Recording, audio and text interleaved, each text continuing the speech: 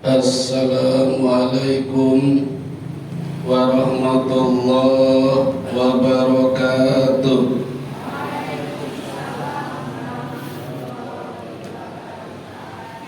Alhamdulillahi wahda, sadaqa wa'da, wa nasara abda, wa a'azza junda, wa hazamal ahzaba wahda.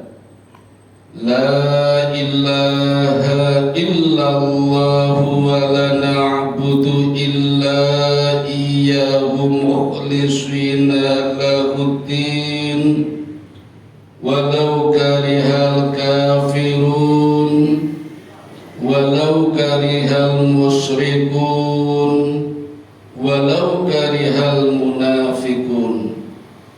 Asyhadu an la ilaha illallah wahdahu la syarika lah wa asyhadu anna Muhammadan abduhu wa rasuluhu la nabiyya ba'da.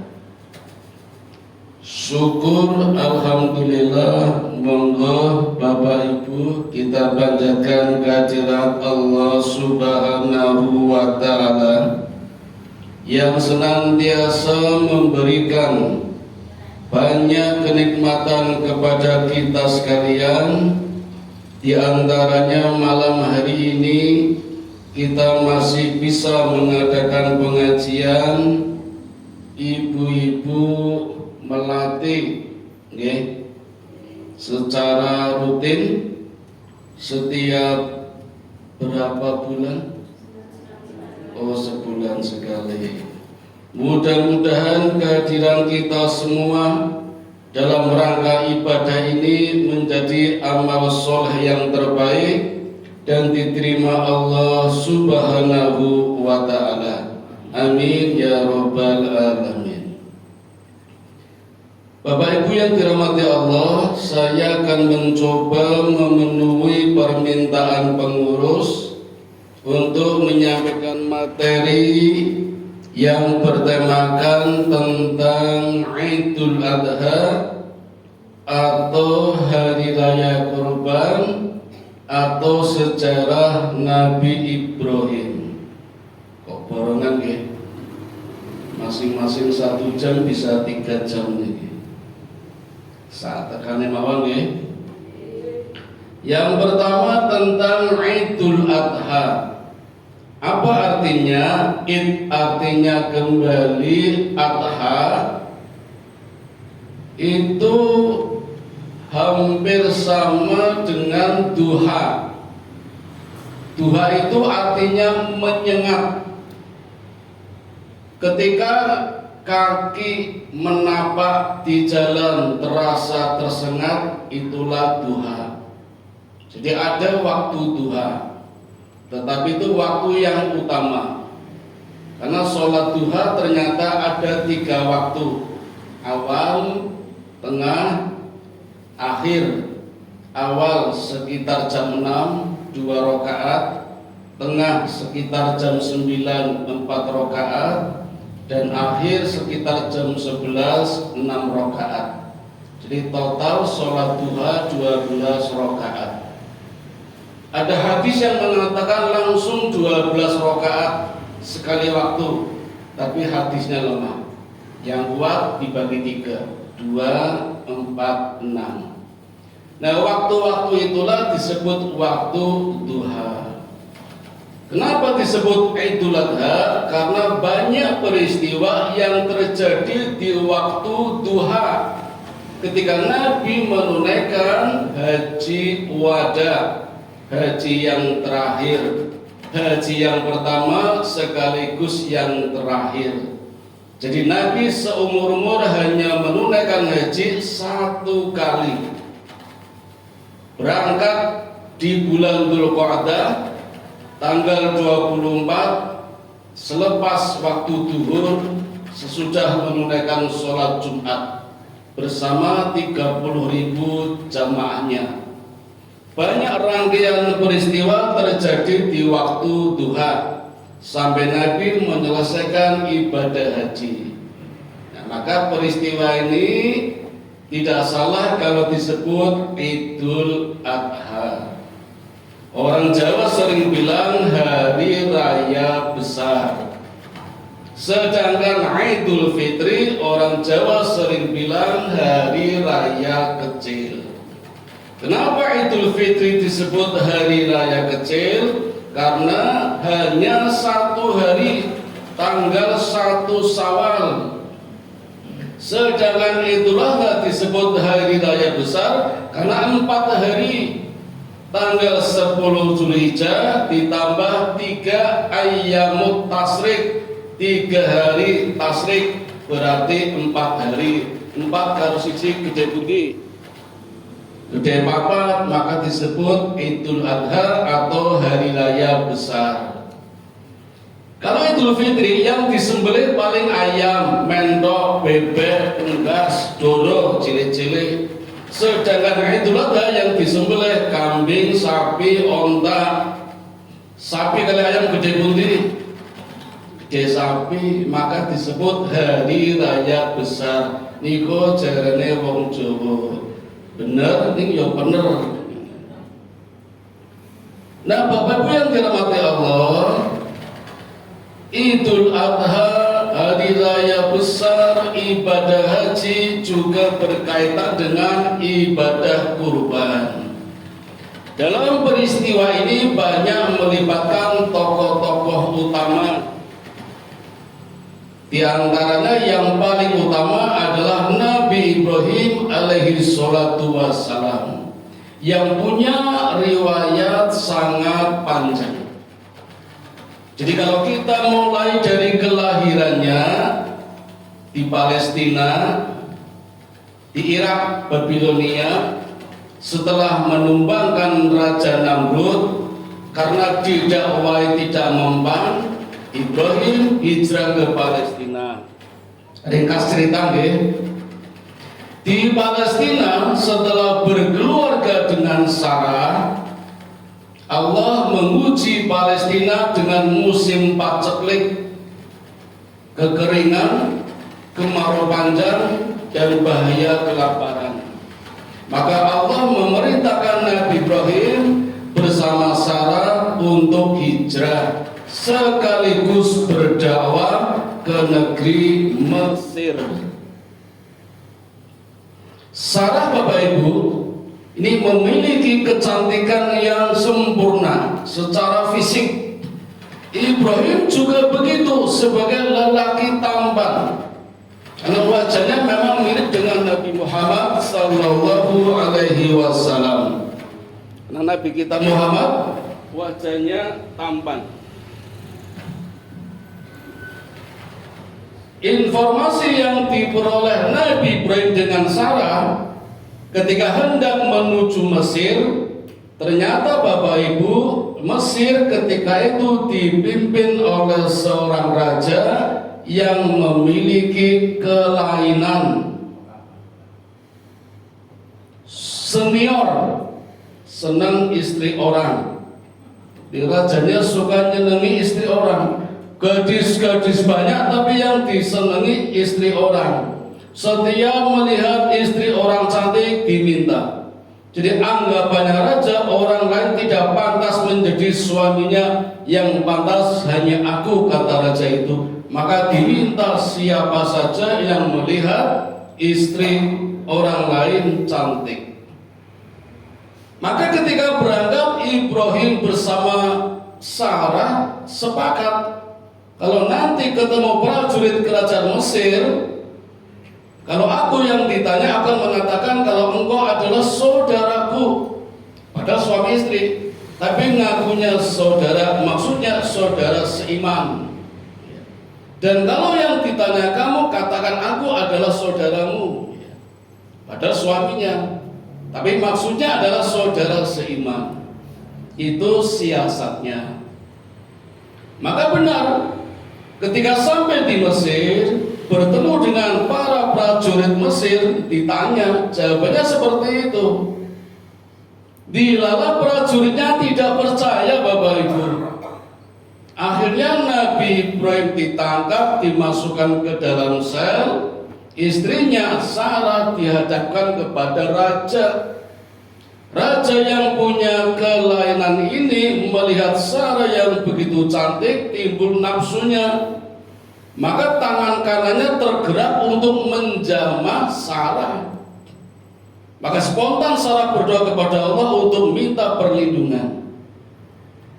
Begitu Sarah berdoa, tangan kanannya Raja Mesir ini stroke. Jadi dulu sudah ada penyakit stroke, Bapak Ibu, cuma nggak tahu namanya apa. Raja bertanya, apa yang kamu baca? Kata Sarah, aku berdoa, mohon kepada Allah, karena kamu jahat, kamu bukan suamiku, bukan muhrim, tidak boleh menjamah. Kata raja, mintalah kepada Tuhanmu agar aku disembuhkan dari stroke. Sarah berdoa, doanya dikabulkan, stroke-nya sembuh. Tapi raja ini bandel, tangan kirinya sekarang gantian ingin menjamah. Sarah berdoa lagi, kena stroke lagi rajanya. Dan tanya lagi, apa yang kamu lakukan? Berdoa, sama seperti tadi. Karena kamu jahil, kamu bukan muhrimku, maka aku berdoa. Kata raja, mintalah kepada Tuhanmu agar aku disembuhkan, dan aku janji tidak akan menjamahmu. Maka Sarah berdoa dan sembuh stroke-nya. Tapi apa yang terjadi? Mengulangi lagi yang ketiga kalinya. Dan kali ini dengan kedua tangannya akan memegang Sarah. Sarah berdoa lagi, dan kali ini stroke-nya semuanya kecuali lidah dengan matanya. Semuanya stroke. Tangannya, kakinya, badannya, hanya lidah dan mata. Maka dengan lidahnya ini Raja Mesir ini minta kepada Sarah untuk yang terakhir kalinya. Saksinya semua yang hadir di sini. Aku berjanji tidak akan menjamah lagi, maka mintalah kepada Tuhanmu untuk menyembuhkan penyakitku ini. Sarah berdoa dan ternyata sembuh pula. Dan Bapak Ibu, raja ini takut, khawatir kalau nanti Sarah berdoa lagi, maka segera mengusir Sarah dan mengatakan kepada para prajurit, usir wanita ini. Yang kamu tangkap, yang kamu datangkan ke sini bukan wanita, tapi jin, maka usirlah. Takut Sarah akan berdoa lagi, maka raja ini memberikan hadiah. Hadiahnya apa, Bapak Ibu? Seorang wanita yang cantik, yang usianya separuhnya Sarah. Sarah ketika itu usianya 60 tahun. Berarti wanita yang dihadiahkan usianya berapa, Bapak Ibu? 30 tahun. Pintar matematikanya, nggih. Ada dua riwayat siapa wanita ini. Riwayat pertama mengatakan wanita ini adalah anaknya rajanya sendiri yang dijadikan budak. Riwayat yang kedua, wanita ini adalah anaknya raja yang kalah berperang. Jadi Raja Mesir ini yang punya kelainan menang dalam peperangan dengan kerajaan lain, anaknya dijadikan budak, sekarang dihadiahkan kepada Sarah. Apapun sumbernya, nasabnya wanita ini, dua-duanya kan berarti raja. Jadi kalau riwayat pertama mengatakan anaknya raja yang punya kelainan, berarti wanita ini anaknya raja. Kalau wanita ini adalah anak raja yang kalah berperang, juga anak raja. Jadi wanita yang dihadapkan kepada Sarah adalah anak raja yang namanya Hajar. Orang banyak menyebut dengan nama Siti Hajar, tapi bukan Siti bahasa Jawa, Ibu nggih. Dari kata Sayyidati, ibunda yang mulia. Jadi boleh mengatakan Siti Hajar, tapi artinya Sayyidati Hajar, ibunda yang mulia Hajar. Ketika Sarah menerima Hajar, dalam hadis diriwayatkan Sarah berucap seperti ini Bapak Ibu. Inilah ibunda air langit. Waktu itu tidak tahu semua apa maksudnya. Ibrahim tidak tahu, Sarah juga tidak tahu. Padahal Sarah yang berucap, inilah ibunda air langit. Nah, nanti jawabannya nanti ya. Maka berpulang kembali ke Palestina, Sarah dengan Ibrahim yang sudah dibebaskan, dikeluarkan dari tahanan dengan membawa Hajar yang dihadiahkan oleh raja, dan sampai di Palestina dihadiahkan oleh Sarah untuk menjadi pembantunya, ibu rumah tangga, tapi belum menjadi istrinya. Sarah melihat Ibrahim suaminya ingin sekali punya anak. Maka dengan kerendahan hatinya, lagi pula Sarah juga merasa bersalah, sudah 60 tahun belum memberikan putra, maka menghadiahkan Hajar untuk dijadikan istrinya, suaminya, menjadi istri yang kedua yang namanya Hajar. Maka Ibrahim membebaskan status budaknya menjadi istrinya. Dan tidak lama kemudian, dalam waktu 1 tahun, Hajar ternyata hamil dan melahirkan putra yang namanya Ismail. Peristiwa ini Allah tuliskan di dalam surat As-Saffat, surat yang ke-37, mulai dari ayat 100. Rabbi habli minas solihin. Ya Tuhanku, anugerahkan kepadaku seorang anak yang termasuk orang yang soleh. Ayat 101-nya, maka kami, Allah maksudnya, memberi kabar gembira kepadanya dengan kelahiran seorang anak yang sangat sabar, yaitu Ismail. Perhatikan Bapak Ibu, ayat 100-nya, Ibrahim mohon kepada Allah agar dianugerahkan anak yang soleh. Ayat 100-nya, Allah memberikan kabar gembira Ibrahim akan diberikan anak yang sabar. Soleh, mintanya soleh, diberi anak yang sabar. Sebentar deh. Sarah melihat Hajar bisa memberikan anak, naluri wanita sedih. Kenapa aku belum bisa memberikan anak? Kata Sarah. Maka Sarah pun berdoa kepada Allah. Allah pun mengabulkannya. Maka diberikan putra yang bernama Ishak. Nah, Ishak ini Bapak Ibu juga permintaan dari Nabi Ibrahim yang sudah lanjut usia. Sarah pun begitu, minta anak yang soleh, Allah berikan Ishak, anak yang cerdas. Jadi di sini ada perbedaan antara Ismail dan Ishak. Ishak adalah anak yang sabar, Ismail anak yang sabar, Ishak anak yang cerdas. Ini kedua anak Ibrahim dari dua istri. Anak yang pertama dari istri yang kedua bernama Ismail, anaknya sabar. Anak kedua dari istri pertama namanya Ishak, orangnya cerdas. Tapi selisihnya 4 tahun ya Bapak Ibu, tidak bareng. Jadi ketika Ismail sudah berusia 4 tahun, Ishak baru lahir. Ismail ini Bapak Ibu yang nanti dalam kisah ini menurunkan nabi-nabi sampai pada Nabi Muhammad sallallahu alaihi wasallam. Sedangkan Nabi Ishak ini nanti menurunkan ribuan nabi. Ribuan Bapak Ibu. Karena jumlah nabi seluruhnya 124.000, banyak ya. Kalau ini kajiannya rutin, ya rutin ya tiap bulan.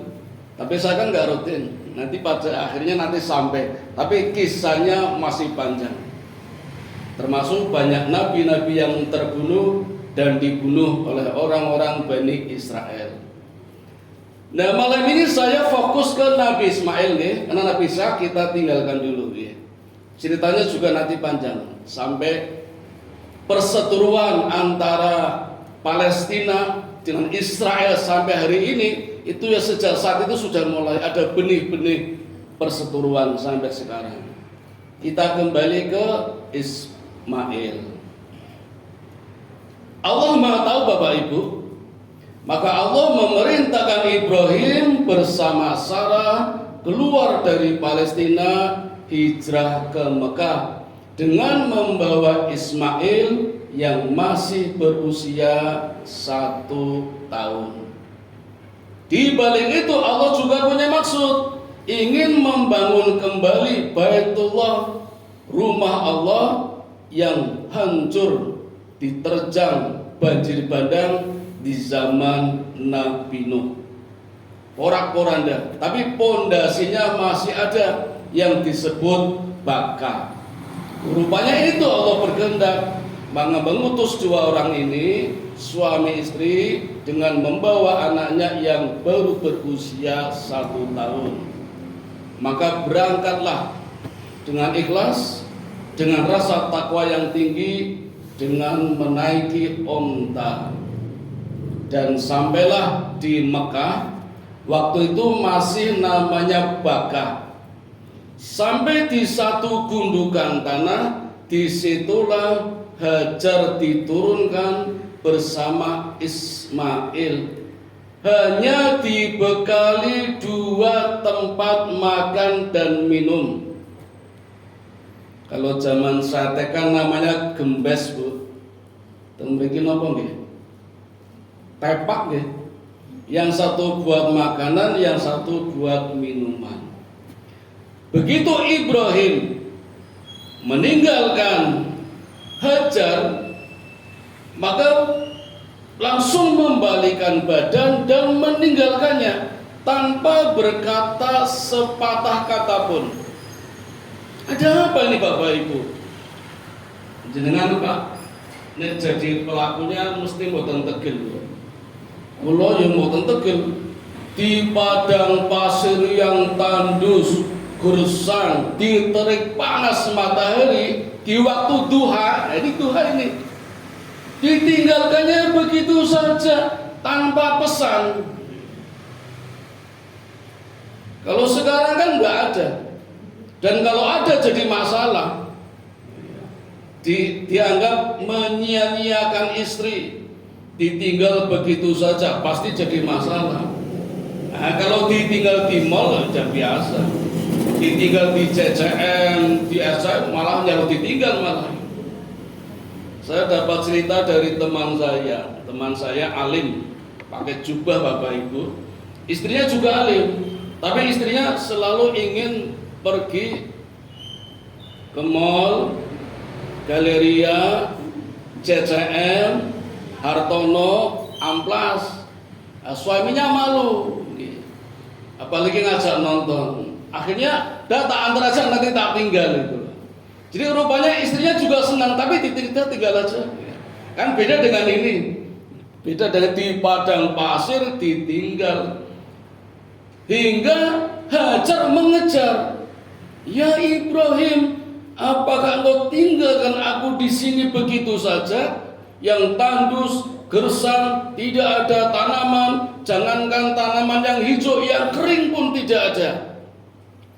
Ibrahim Bapak Ibu hanya menangis, tidak menjawab. Itu pun membalikkan badan, tidak melihat Hajar. Karena memang perintah Allah. Mungkin kalau melihat Bapak Ibu ora tegel tenang, itu enggak melihat. Ibrahim melanjutkan jalan. Hajar pun mengejar lagi. Ya suamiku, apakah engkau akan meninggalkan aku di tempat yang tandus seperti ini? Tidak ada hewan, serangga pun tidak ada tanda-tanda kehidupan. Ibrahim nangis lagi, meninggalkan Hajar. Sampai 3 kali Bapak Ibu, hingga Allah memberikan ilham kepada hati Hajar. Jadi Allah Bapak Ibu kalau memberikan wahyu, tapi bukan kepada Nabi, namanya ilham. Jadi penjenengan bisa Bu kalau dapat wahyu dari Allah, tapi namanya bukan wahyu nggih. Namanya ilham. Cuma kalau sekarang mesti ragu. Kalau di dunia Nabi sudah biasa, di alamnya istri Nabi sudah biasa. Allah memberikan ilham kepada Hajar hingga Hajar mengatakan Allah amarona biha. Ya Rasulullah, maksudnya Ibrahim, apakah ini benar perintah Allah? Maka baru Ibrahim menjawab, itu pun tidak dengan kata-kata, hanya mengangguk. Dari belakang Hajar melihat suaminya mengangguk, paham. Kalau begitu ya suamiku, pasti Allah tidak akan menyia-nyiakan. Lihat Bapak Ibu, orang kalau sudah beriman, akidahnya kuat, yakin betul, tidak perlu dengan kata-kata, hanya gerakan saja sudah paham dan yakin Allah pasti tidak akan menyia-nyiakan. Maka nanti kita lihat apa efek yang terjadi dengan keimanan yang kuat ini.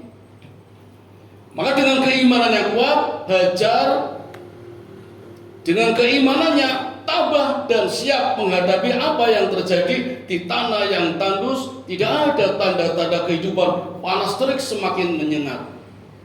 Sementara Ibrahim pergi meninggalkannya. Dan begitu naik ke bukit, Ibrahim membalikan badan, kemudian melihat Bakah calon Ka'bah ya, yang sudah hancur tapi pondasinya masih ada, dan mengangkat kedua tangan seraya berdoa. Doanya ada di dalam surat Ibrahim, surat yang ke-14, juz yang ke-13 ayat 37. Ini menjadi doa Nabi Ibrahim, doa yang sangat viral Bapak Ibu. Rabbana inni askantu min dzurriyyati biwadin ghairi dzi zar'in inda baitikal muharram. Ini doa dari Nabi Ibrahim. Rabbana liyuqimus shalah. Ayat 37. Tak cari sebentar Bapak Ibu. Ini penting ya. Mari kita amalkan bersama-sama. 100 ayat 37 surat Ibrahim. Nah, ini doanya sangat manjur. Saya pernah mengamalkan Bapak Ibu. Barang siapa membaca doa ini, maka rumahnya banyak dikunjungi orang. Ya, seperti Ka'bah. Ternyata betul. Saya amalkan, rumah saya banyak dikunjungi orang Bu.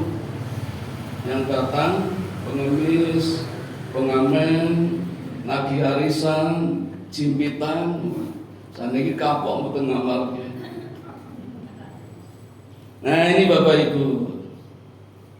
Rabbana inni askantu min dzurriyyati biwadin ghairi dzi zar'in inda baitikal muharram.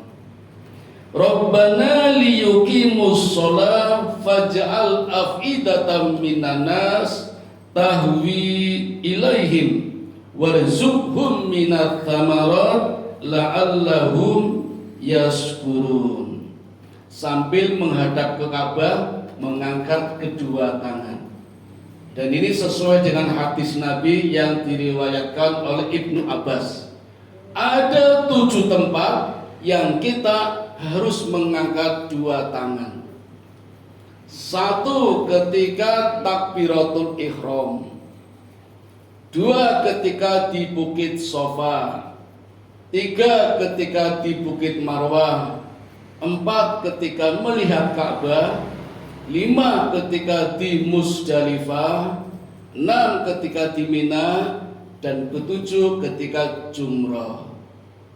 Yang sudah haji diingat-ingat, kalau lupa besok kalau ada dana diulangi lagi. Sindareng diingat-ingat. Ada 7 tempat yang harus kita mengangkat kedua tangan. Ibrahim mengangkat kedua tangan seraya berdoa seperti ini. Ya Tuhan, Sesungguhnya aku telah menempatkan sebagian keturunanku. Sebagian, Bu, berarti ada keturunan lagi nanti di lembah yang tidak mempunyai tanam-tanaman di dekat rumah engkau, yaitu Baitullah. Jadi tanah ini tandus gersang, tetapi Bapak Ibu ada rumah Allah, pondasinya masih ada. Ini gak main-main ini, dan sangat dihormati. Ya Tuhan, yang demikian itu agar mereka melaksanakan sholat, maka jadikanlah hati sebagian manusia cenderung kepada mereka, dan berilah mereka rezeki dari buah-buahan, mudah-mudahan mereka bersyukur. Dalam riwayat lain, Nabi Ibrahim menambahkan doa ini dengan kalimat, Ya Allah, datangkanlah orang-orang agar bisa menemani istri dan anakku hidup di daerah yang tandus seperti ini.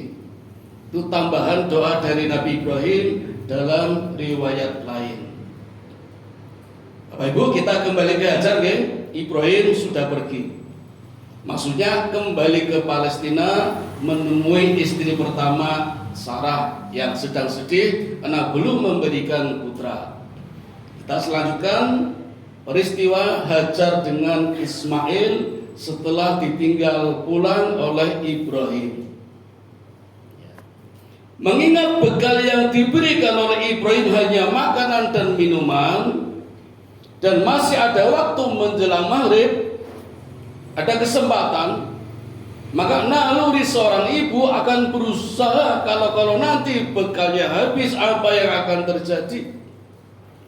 Maka Hajar mulai mencari-cari, siapa tahu ada makanan, siapa tahu ada minuman, ada air, ada hewan, ada pohon, ada buah, siapa tahu ada rumah-rumah penduduk. Tetapi yang ditemui hanya 2 bukit yang terdekat. Maka naiklah Hajar ke bukit yang pertama yang disebut Bukit Sofa. Kalau sekarang dari Mekah, dari Ka'bah sekitar 130 meter. Berarti dari sini sampai Jalan Magelang itu sudah dekat itu. Tapi naik ke Bukit Sofa. Sampai di Sofa, Hajar melihat ke bukit yang sebelah, namanya Bukit Marwah. Dilihatnya ada air. Maka Hajar turun dengan jalan kaki. Begitu hendak naik ke Marwah, lari.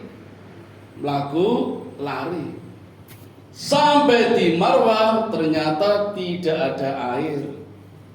Balik badan melihat Sofa, ada air di Sofa. Turun lagi, begitu mau naik lari. Sampai di Marwah ternyata tidak ada air. Hanya fata morgana, bayang-bayang ketoyono banyu jebul ora ono. Terus seperti itu sampai 7 kali Bapak Ibu. Kalau mulai dari Sofa maka berakhir di Sofa atau Marwah. Yo tetung Sofa Marwah nggih. 1, 2, 3, 4, 5, 6, 7. Berakhir di Bukit Marwah. Tidak ada air. Nah, ini ada 2 riwayat Bapak Ibu. Riwayat yang pertama, tiba-tiba terdengar suara. Suara itu muncul ketika Hajar mengatakan, kalau bahasa kita, kurang apa ya Allah, aku sudah berusaha mencari air. Sampai terdiam, tiba-tiba ada suara. Riwayat pertama. Riwayat kedua, Hajar kembali nengok Ismail yang ada di gundukan tanah. Ternyata ada air. Nah, Bapak Ibu, ngerti ya nggih, nek ana banyu ora usah ping 7 toh munggah mudhun. Tapi kenapa harus 7 kali? Yang sekarang disebut dengan amalan haji dengan nama sa'i. Sa'i artinya kerja keras. Allah sudah sediakan rezeki, kita harus kerja keras maksudnya. Mungkin rezekinya masih tersembunyi, belum nampak. Allah akan tampakkan kalau sudah kerja keras, sudah berusaha. Itulah yang disebut dengan nama sa'i. Sekarang saya sampaikan munculnya air dari mana. Ada 3 hadis, Pak. Ya, hadis yang pertama, munculnya air adalah dari kakinya Ismail yang dihentak-hentakan ke tanah hingga muncul air. Ini yang sering kita dengar nih Bapak Ibu. Mohon maaf, ternyata hadisnya lemah. Yang kedua, munculnya air dari pijakan kaki ontanya Nabi Ibrahim yang sudah pergi, kemudian airnya muncul. Tapi karena Hajar sibuk mondar-mandir Safa Marwah tidak melihat, begitu kembali ke Ismail ada air. Pernah dengar kisah ini? Tapi hadisnya juga lemah.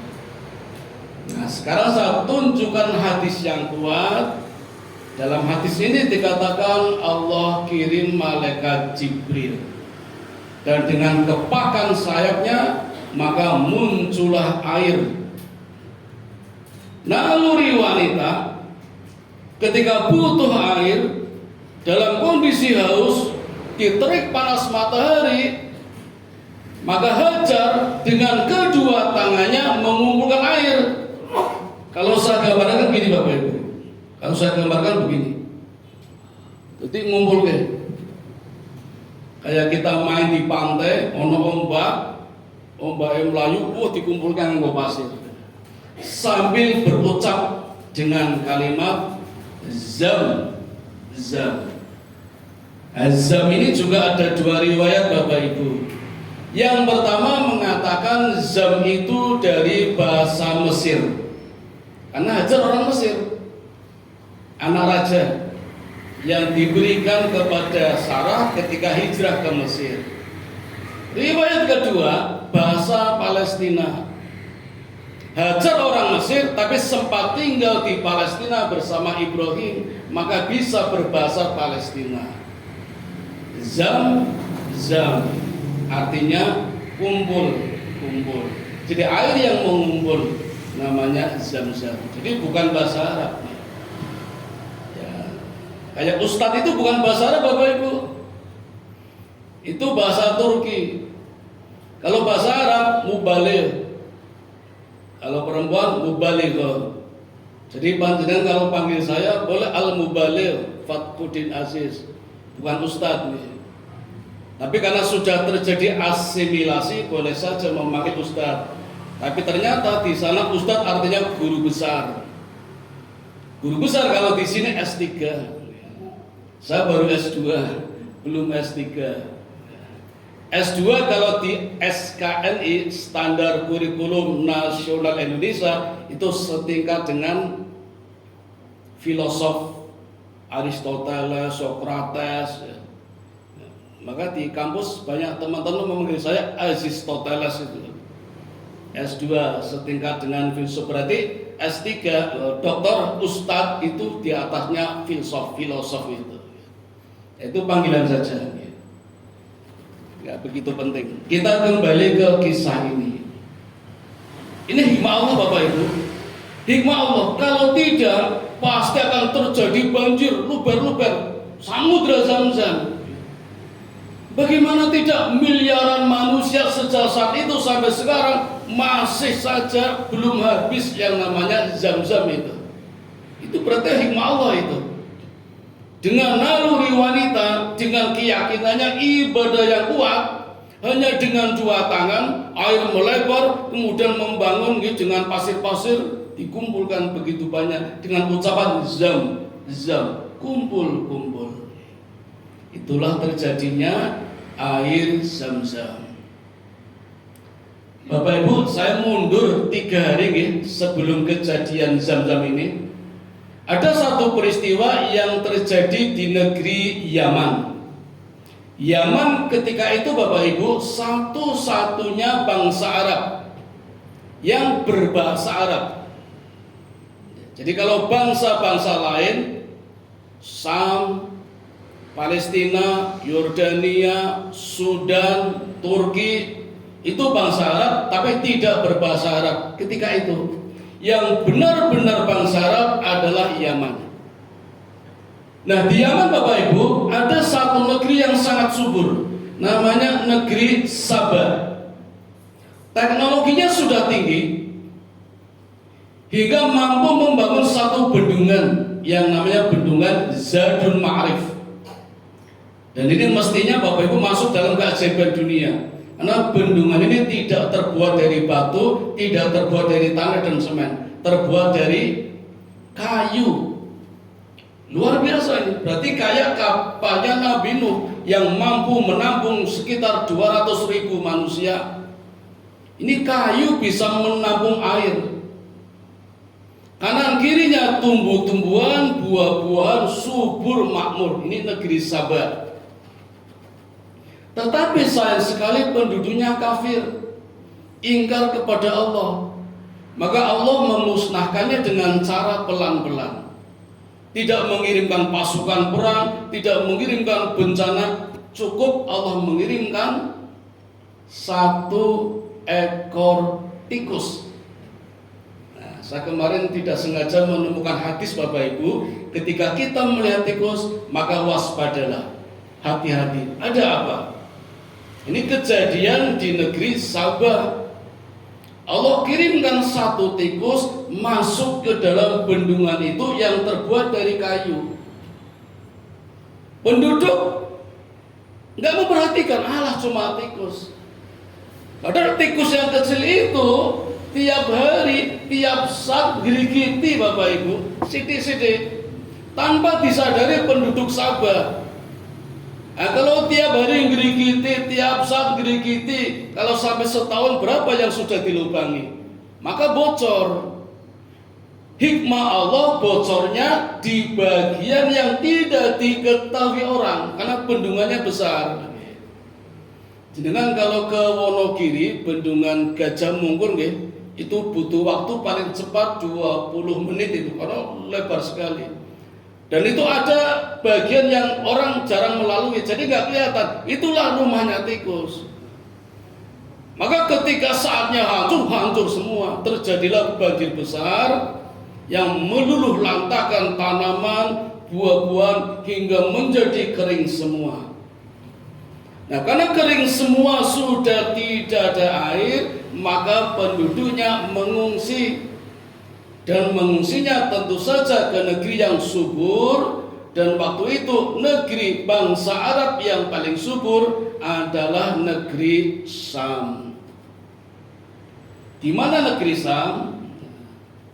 Ini misalnya Makkah Ibu ya. Yaman itu di sana, Sam itu di sana. Nah, Yaman hancur, akan ke Sam. Pasti melewati Mekah, pasti melewati Mekah ketika itu. Kalau sekarang nggak perlu, kan bisa lewat pesawat. Dulu nggak bisa, harus lewat Mekah. Nah, ini kejadiannya 3 hari Bapak Ibu. 3 hari begitu lewat Mekah, kaget. Kagetnya di mana? Melihat sekumpulan burung yang berputar-putar. Selama ini orang Yaman kalau ke Sam lewat Makkah nggak pernah lihat burung. Kenapa? Karena tandus, nggak ada air. Hari itu melihat sekumpulan burung muter-muter di atas Makkah, pasti ada air. Maka bangsa Yaman ini yang jumlahnya sekitar 200 orang waktu itu nih, mengirimkan 10 orang, termasuk pimpinannya untuk meninjau, jangan-jangan ada pasukan musuh yang akan menyerang. Ternyata Bapak Ibu yang dijumpainya memang benar-benar air, tapi hanya ditunggui oleh seorang ibu dengan seorang anak. yang tiada lain adalah Hajar dengan Ismail. Coba lihat Bapak Ibu, kalau terjadinya zaman sekarang, pasti wanita dan anak ini langsung disikat. Ini 10 orang bangsa Yaman. Walaupun mereka bukan orang beriman, tetapi punya peradaban, punya akhlak budi pekerti yang mulia, punya akhlak dan adab. Maka dengan sopan minta kepada Hajar untuk mengambil air. Coba kalau terjadi di zaman sekarang, berapa negara yang sudah menjajah kita, datang ke Indonesia, mengambil begitu saja, kita malah diam, kadang dijual.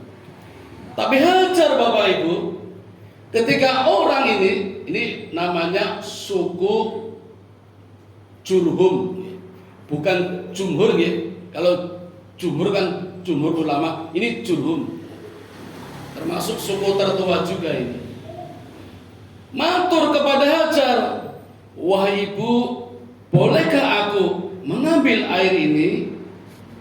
Kalau boleh, nanti aku akan membuat komunitas, bahkan aku siap memberikan upeti. Kami banyak punya sapi, banyak punya kuda, banyak punya kambing. Kami punya keahlian beternak.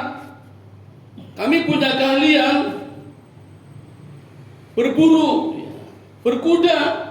Kami siap membayar upeti asal kami boleh tinggal di sini mengambil air ini. Apa kata Hajar? Perhatikan Bapak Ibu. Silakan ambil air ini, tapi kepemilikan ada padaku. Gentle Bapak. Wanita sendirian, suaminya lagi pergi, hanya dengan seorang anak menghadapi 10 prajurit. Silakan ambil air ini, tapi kepemilikan menjadi milikku. Ini Hajar Bapak Ibu. Sekarang kalau terjadi di negeri kita Bapak Ibu, datang orang asing berbondong-bondong, ngambil freeport, ngambil batu bara. Apa yang dilakukan negara kita? Ambil semuanya, kadang dijual. Kenapa nggak mengatakan hak milik ada padaku, silakan ambil saja atau bayar upeti? Jurhum siap membayar upeti, siap memberikan sapi, kuda, kambing, ontak ditukar dengan air Zam-Zam, dan mereka boleh tinggal di sini. Hajar memberikan kesempatan, silakan tinggal di sini. Dan apa yang terjadi Bapak Ibu? Tidak sampai 24 jam. Jadi kemarin Ibrahim baru saja berdoa, ya Allah, datangkanlah orang-orang untuk menemani istri dan anakku. Gak sampai 24 jam Allah kirim bangsa Yaman dari suku Jurhum tinggal bersama, membentuk satu komunitas, hidup di sekitar Zam-Zam. Jadilah masyarakat, jadilah satu perkampungan. Luar biasa Bapak Ibu. Dengan keyakinannya, akidah yang kuat, Allah berikan dampak positif. Tidak sampai 1 hari Allah berikan jawaban. Terbentuk satu komunitas yang tinggal di sekitar Bakah. Ada Zam-Zam di situ. Efek positifnya apa Bapak Ibu? Maka sejak saat itu Bapak Ibu, Ismail dari kecil sampai tumbuh dewasa bisa berbahasa Arab. Dan Ismail menjadi nabi yang pertama yang bisa bahkan mahir berbahasa Arab. Padahal bukan orang Arab. Orang mana Bu? Ibunya orang Mesir, bapaknya orang Irak, tinggal di Palestina. Usia setahun dikirim ke Mekah, kumpul dengan suku Jurhum menjadi bisa berbahasa Arab, sekaligus menjadi nabi yang pertama yang mahir berbahasa Arab. Itulah Nabi Ismail. Jadi kalau ditanya apa keunggulan Nabi Ismail, mahir berbahasa Arab, menjadi nabi yang pertama yang pandai berbahasa Arab. Yang kedua, Karena tinggal satu komunitas dengan suku Jurhum yang pandai bertani, bercocok tanam, berburu, maka Nabi Ismail Bapak Ibu menjadi nabi yang pertama yang pandai berkuda. Sebelumnya nggak ada yang bisa. Ini Ismail tumbuh dewasa sampai usia kenabian. Berapa Bapak Ibu usia kenabian? 40 tahun ya. Nabi Muhammad diangkat menjadi nabi usia 40 tahun. Nabi Musa 40 tahun. Nabi Ibrahim 40 tahun. Nabi Isa 30 tahun. Ada yang sejak kecil ada. Nabi Yahya itu sejak kecil. Tapi rata-rata umur 40 tahun. Maka ketika Ismail berusia 40 tahun, oleh ibunya Hajar dinikahkan dengan anaknya kepala suku Jurhum sebagai balas budi, sehingga berumah tangga. Nah Bapak Ibu, ringkas cerita, Nabi Ibrahim diperintahkan oleh Allah untuk ke Mekah, menjenguk Hajar istrinya dan menengok anaknya Ismail dengan mengendarai buruk. Jadi buruk yang dinaiki Nabi kita Muhammad ketika Isra Mi'raj bukan yang pertama kalinya. Nabi Ibrahim juga pernah menaiki buruk. Maka begitu cepat perjalanannya. Tapi ketika sampai di Mekah tidak bertemu dengan Ismail karena sedang berburu dengan bangsa Jurhum komunitasnya. Ketemunya dengan istrinya, anaknya kepala suku Jurhum. Sehingga ketika ditanya mana Ismail, sedang berburu. Lalu bertanya kepada menantunya, berarti ya, kepada istri Ismail, bagaimana keadaan rumah tanggamu? Bapak Ibu, ternyata jawaban istri Ismail mengatakan kehidupan rumah tangga kami susah, banyak masalah, tidak menyenangkan. Jadi yang diceritakan sambat terus, rusuloh. Sampai Ibrahim berpikir, ini istri Nabi tapi nggak pernah bersyukur, tidak pernah terucap kata Alhamdulillah. Maka Ibrahim tidak kerasan, kemudian pulang. Tapi sebelum pulang berpesan kepada istri Ismail, nanti kalau Ismail pulang sampaikan ada tamu yang datang, seorang laki-laki bernama Ibrahim, dan sampaikan pesan kepada Ismail, tolong supaya itu palang pintu diganti saja. Ibrahim sebelum pulang mampir ke Hajar, nengok istrinya, kemudian pulang ke Palestina. Ismail datang, tanya istriku, adakah yang datang? Ada seorang laki-laki namanya Ibrahim. Apa yang kamu sampaikan? Aku sampaikan kondisi keluarga kita banyak masalah ya. Maka aku jawab seperti itu. Dan beliau juga berpesan, suamiku diminta mengganti palang pintunya. Apa kata Ismail? Yang datang tadi adalah Ibrahim, ayahku yang juga seorang nabi. Maka sekarang berkemaslah, pulang saja, engkau sudah aku ceraikan. Jadi Bapak Ibu, bahasa Arab yang santun untuk menceraikan istrinya cukup dengan kalimat mengganti palang pintunya. Apal Pak ya? Yang lucu tinggi Pak. Beberapa bulan kemudian Ibrahim datang lagi ke rumah Ismail. Ternyata yang dijumpai wanita yang lain, suku Jurhum juga. Oh berarti sudah dicerai. Ismail sedang berburu, jadi nggak ketemu lagi. Sama ditanya, kemana suamimu? Sedang berburu. Tanya lagi, bagaimana kondisi rumah tanggamu? Yang diceritakan yang baik-baik. Alhamdulillah, kami bersyukur, kami senang. Maka Ibrahim berpesan, nanti sampaikan kepada Ismail supaya mempertahankan palang pintunya. Maka begitu Ismail datang dan disampaikan ceritanya, Ismail mengatakan, apa maksud dari mempertahankan palang pintunya? Kamu tetap menjadi istriku dan tidak aku ceraikan. Maka pernikahannya yang kedua dengan wanita ini Allah berikan anak sejumlah 12 laki-laki semua tambah 1 perempuan. Itu anak dari Nabi Ismail. Tapi Bapak Ibu, Ibrahim belum pernah ketemu Ismail. 2 kali datang ke rumah nggak ketemu karena sedang berburu. Jadi sejak usia 1 tahun ditinggal di Bakkah sampai usia kenabian belum pernah ketemu Ismail. Tetapi kunjungan yang kedua ini membuat Ibrahim tidak pulang. Jadi nginep di rumah istrinya Hajar. Dan di malam itulah Allah memberikan perintah yang sangat luar biasa. Kenapa luar biasa? Karena lewat mimpi. Mimpinya melihat Ismail disembelih. Ini kan mimpi dahsyat Bapak Ibu. Di dunia Nabi, di alamnya Nabi, itu mimpi sudah biasa Bapak Ibu. Jadi Allah memberikan wahyu lewat mimpi sudah biasa. Maka Nabi sebenarnya tidak ada keraguan. Tapi di sini Allah ingin memberikan pelajaran kepada kita lewat Ibrahim, walaupun sebagai bapak tapi tidak semena-mena, tetap ditawarkan kepada anaknya. Nah ini Bapak Ibu, saya tunjukkan kisah yang sering kita dengar, Ismail disembelih ketika masih kecil.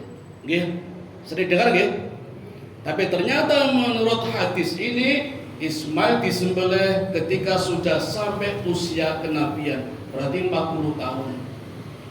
Dan ini pantas, masuk akal. Coba kalau anak kecil seperti ini, bapaknya, "Duk, tak sembelih ya." Orang dong, orang ngerti. Misalnya wedi Melayu. Tapi kalau usia kenabian, apalagi lewat mimpi, itu masuk akal. Dan Nabi itu imannya kuat. Walaupun lewat mimpi, itu memang komunikasinya di zaman itu antara Allah dengan Nabi memang lewat mimpi. Sehingga ketika Ibrahim menawarkan kepada Ismail, "Wahai anakku, semalam aku bermimpi menyembelih kamu. Bagaimana pendapatmu?" Lihat Bapak Ibu jawaban Ismail. "Lakukan wahai ayahku. Engkau akan melihat aku sata dijuni, insya Allah akan menjadi orang yang sabar." Pas Bapak Ibu. Ibrahim berdoa minta anak soleh, Allah berikan anak yang sabar, teruji. Cuma ya ada 2 riwayat lagi ini. Jadi ada satu peristiwa sembelihan hanya 1 kali. Kejadiannya di Gunung Mina. Ketika hendak menyembelih Ismail, setan datang, membujuk, menggoda, merayu, berusaha membatalkan. Ibrahim melemparinya dengan 7 kerikil di titik pertama, titik kedua, titik ketiga. Maka jumlah kerikilnya berapa? 21. Maka ketika kita jumrah, kerikil yang dikumpulkan 21. Itu riwayat pertama. Riwayat yang lain berurutan. Setan datang menggoda Ibrahim dulu, gagal baru ke Hajar, gagal baru ke Ismail. Ya, monggo yang manalah. Ini juga masih dalam kajian berikutnya, karena banyak pendapat dan banyak kitab juga. Ya. Tapi intinya pelajaran yang bisa diambil, Allah mengujinya yang sangat luar biasa dan Ismail membuktikannya. Allah tuliskan di dalam surat Maryam, surat yang ke-19 juz 16 ayat 54. Ketika keduanya sudah siap, Ismail sudah menempelkan pelipisnya, Ibrahim sudah mengayunkan pedangnya. Keduanya udah pasrah ini. Udah pasrah. Nah kalau Ibrahim sudah mengayunkan pedang, kan nggak mungkin pedang itu akan ditarik lagi, sudah mengayunkan tinggal terus jatuh. Dan Ismail pun sudah minta kepada Ibrahim, pertama, ikat tanganku agar aku tidak meronta. Maka ikatannya kencang biar tidak meronta. Nah, pelajaran buat kita kalau kita menjadi sohibul ketika menyembelih, harusnya seperti permintaan Ismail, ikatannya kencang biar tidak meronta-ronta hewannya. Yang kedua, pakaianku ya ayahku berikan kepada ibuku. Nanti kalau sudah disembelih berikan kepada ibuku. Maksudnya apa Bapak Ibu?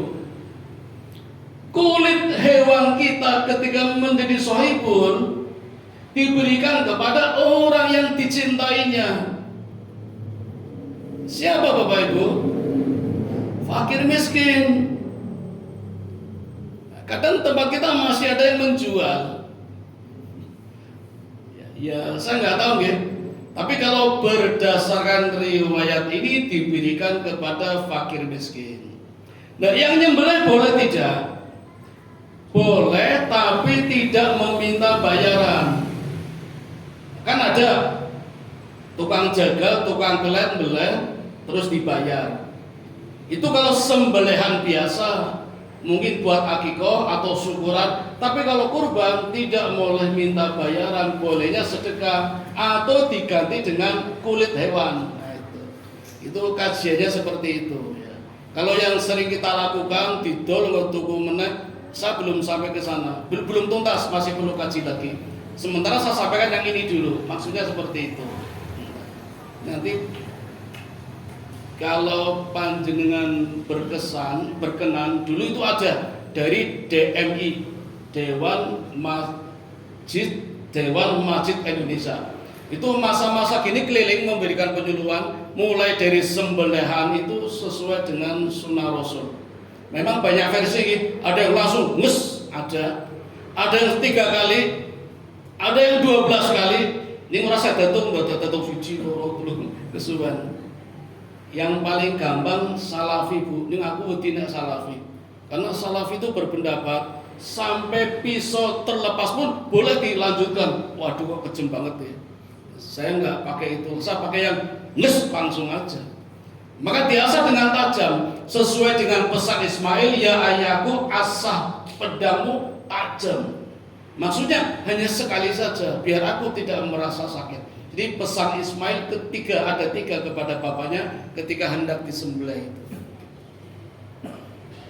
Maka sebenarnya Bapak Ibu ketika kita hendak menyembelih tidak perlu banyak orang, 1 orang saja cukup. DMI pernah menjelaskan dan pernah mempraktekkan, ternyata sapi 1 orang saja bisa Bapak Ibu. Ada doanya, tapi saya nggak hafal. Jadi cuma dielus saja punggungnya. Sapinya duduk, diikat, langsung nurut. Tempat kita kan enggak, 7 orang narik, mati 1, 2, 3, 1, 2, 3, kayak kerja bakti. Sampai sapi sudah disembelih kadang masih ditunggangi. Tapi masih main gede anta apa piye ora dong dulu. Padahal ono sing guyon sambil ngerokok barang. Sebenarnya nggak perlu seperti itu. Kalau tahu caranya, ya, dulu ada pelatihannya itu Bapak Ibu. Ini hari Jumat, oh kemarin Selasa Rabu di Peternakan UGM ada pelatihan 2 hari itu. Ya, saya lupa nggak menyampaikan itu. Selasa Rabu 2 hari di Peternakan UGM ada pelatihannya sama menyembelih itu. Hanya sekali, cukup 1 orang, tidak perlu 7 orang dan ikatannya juga seperti pesan Ismail tadi. Nah kisahnya begitu Bapak Ibu hingga diabadikan menjadi 1 amalan menjadi Idul Korban. Jadi Allah menyelamatkannya ketika Ibrahim sudah mengayunkan pedang, Allah kirim malaikat Jibril ditahan. Dan Allah mengatakan cukup Ibrahim, engkau sudah membenarkan mimpiku. Maksudnya sudah melaksanakan pesanku walau lewat mimpi. Ini kalau akidahnya nggak kuat Bu, nggak percaya Bu tenang. Lewat mimpi kok. Tapi dengan keimanannya Nabi Ibrahim bersama anaknya melaksanakannya dengan tekad yang kuat dan hasilnya menjadi amalan haji, amalan Idul Korban sampai sekarang Bapak Ibu. Ibrahim, Hajar, Ismail panen pahala. Panen pahala. Siapapun yang sa'i, tawaf, tahallul, apa malih? Sa'i sampun, tawaf, tahallul, banyak jumrah, itu 3 orang dapat pahala terus ini. amalannya abadi. Ya, Ibrahim, Hajar, Ismail. Nah Bapak Ibu, sudah 1 jam, sampun nggih? Ini kisah ringkas, saya percepat. Asal mula terjadinya ibadah haji, ibadah kurban sekaligus Idul Adha. Mudah-mudahan bisa memberikan pelajaran kepada kita. Pesan buat kita bersama Bapak Ibu, kita doakan saudara-saudara kita jauh atau dekat yang sekarang sedang menunaikan ibadah haji, mudah-mudahan diberikan kesehatan hingga pulang ke tanah air dalam kondisi sehat, berbarokah, dan hajinya mabrur.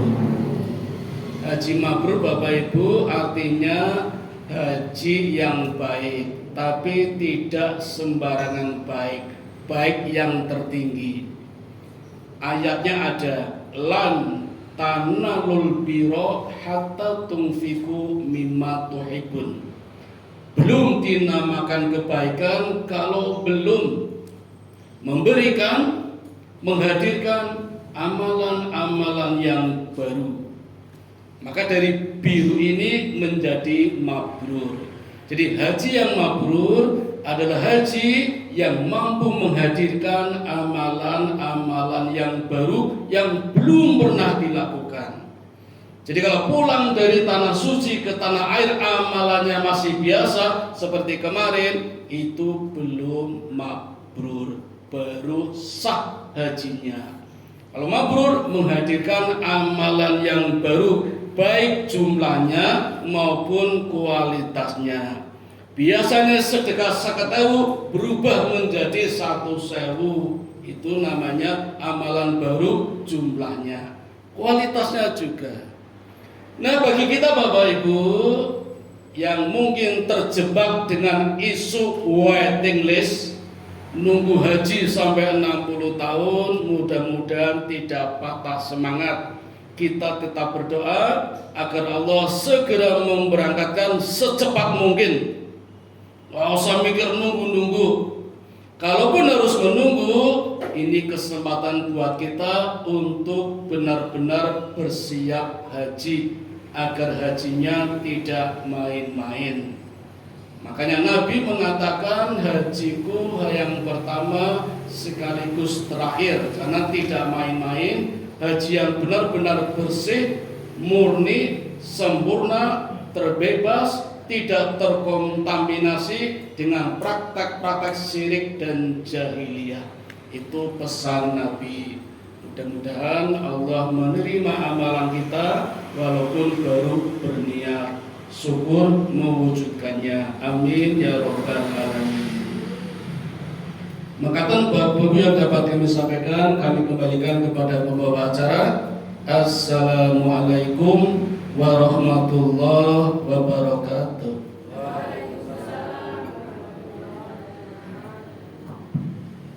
Demikian nanti tausiah yang telah disampaikan oleh Bapak Abdul Aziz. Semoga apa yang disampaikannya Allahu Akbar.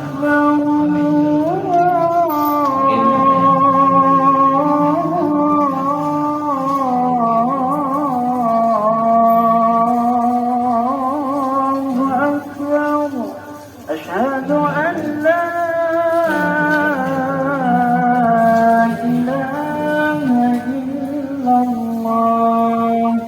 أشهد أن محمدا رسول الله حي على الصلاة حي على الفلاح قد قامت الصلاة قد قامت الصلاة الله أكبر الله أكبر لا إله إلا الله.